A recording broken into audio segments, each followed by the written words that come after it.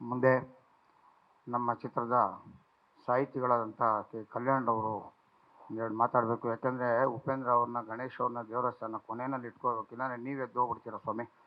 ಅದಕ್ಕೋಸ್ಕರ ನಾನು ಸ್ವಲ್ಪ ಲೇಟ್ ಮಾಡ್ತಾಯಿದ್ದೀನಿ, ಬೈಕೋಬೇಡಿ. ಗಣೇಶ್ ಸರ್, ಗೊತ್ತಿದೆ ನಿಮ್ಮ ಪ್ರೋಗ್ರಾಮ್ ಇದೆ, ನಾನು ಕಳಿಸ್ಕೊಡ್ತೀನಿ.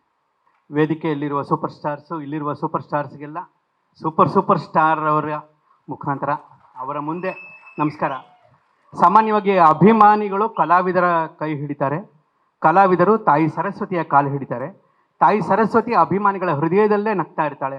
ಹಾಗಾಗಿ ಅಭಿಮಾನಿಗಳು, ಕಲಾವಿದರು, ಸರಸ್ವತಿಯ ಮಧ್ಯ ಇಂಥ ಒಂದು ಕೊಂಡಿ ಇರುವಾಗ ಯಾವುದೇ ರೀತಿಯ ಗುಂಡಿಗಳಿಲ್ಲ, ಯಾವುದೇ ಗ್ಯಾಪ್ ಇಲ್ಲ. ವಿಷ್ಣು ಸರ್ ಅವರ ಅನೇಕ ಸಿನಿಮಾಗಳಿಗೆ ಅನೇಕ ಹಾಡುಗಳನ್ನು ಬರೆಯುವಂಥ ಒಂದು ದೊಡ್ಡ ಸೌಭಾಗ್ಯ ನನಗೆ ಈ ಜನ್ಮದಲ್ಲಿ ಸಿಕ್ಕಿದೆ.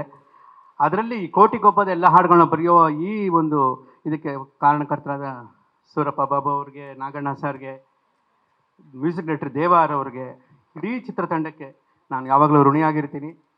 ಇದರಲ್ಲಿ ಒಂದು ವಿಷಯ ನಾನು ಹೇಳ್ಬೋದು, ಹೇಳ್ತಾ ಹೋದರೆ 24 ಗಂಟೆಗಳ ಕಾಲ ಕೂಡ ವಿಷ್ಣು ಸಾರ್ ಜೊತೆಗಿನ ಒಡನಾಟದ ಬಗ್ಗೆ ಮಾತಾಡಿದ್ರು ಇನ್ನೂ ಎಷ್ಟೋ ಉಳಿದಿರುತ್ತೆ. ಒಂದೇ ಒಂದು ಮಾತು ನಾನು ಹೇಳ್ಬೋದು, ಎಷ್ಟೋ ಸಂದರ್ಭಗಳಲ್ಲಿ ಖಾಸಗಿಯಾಗಿಯೂ ನನಗೆ ಒಬ್ಬ ತಾಯಿಯಾಗಿ ನನ್ನ ಜೊತೆ ನಿಂತವರು, ತಂದೆಯಾಗಿ ನಿಂತವರು, ಎಷ್ಟೋ ವಿಷಯಗಳಲ್ಲಿ ಗುರುವಾಗಿ ನಿಂತವರು, ಈಗ ದೇವರಾಗಿ ನಿಂತವರು.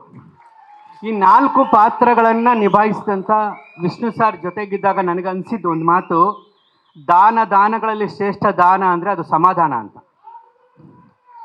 ಆಮೇಲೆ ವಾದಗಳಿಗಿಂತ ಆಶೀರ್ವಾದ ಮುಖ್ಯ ಅಂತ. ಈ 2 ವಿಷಯ ನನಗೆ ಯಾವಾಗಲೂ ಅವ್ರ ಜೊತೆಗೆ ಅವ್ರು ನೆನೆಸ್ಕೊಂಡಾಗಲ್ಲ ನನ್ನ ಮನಸ್ಸಿಗೆ ಬರುತ್ತೆ.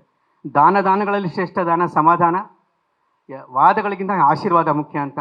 ಈ ಎಲ್ಲ ಗುಣಗಳನ್ನು ಮೈಗೂಡಿಸ್ಕೊಂಡಂಥ ಆ ಮಹಾನ್ ಭಾವರ ಈ ಸಿನಿಮಾ 25 ವರ್ಷ ಪೂರೈಸಿದ್ದನ್ನು ಮತ್ತೆ ಹಬ್ಬವಾಗಿ ಆಚರಿಸ್ತಿರುವಂಥ ಇಡೀ ಚಿತ್ರತಂಡಕ್ಕೆ ಮತ್ತೊಮ್ಮೆ ಶುಭಾಶಯ ಹೇಳ್ತಾ, ನಿಮ್ಮೆಲ್ಲರ ಆಶೀರ್ವಾದ ಸದಾಕಾಲ ಇರಲಿ ಅಂತ ಬೇಡ್ಕೊಂಡು ಮತ್ತೊಮ್ಮೆ ಎಲ್ಲ ಸೂಪರ್ ಸ್ಟಾರ್ಸ್ಗೂ ನಮಸ್ಕಾರ ಹೇಳ್ತಾ, ಸೂಪರ್ ಸ್ಟಾರ್ಗೂ ನಮಸ್ಕಾರ.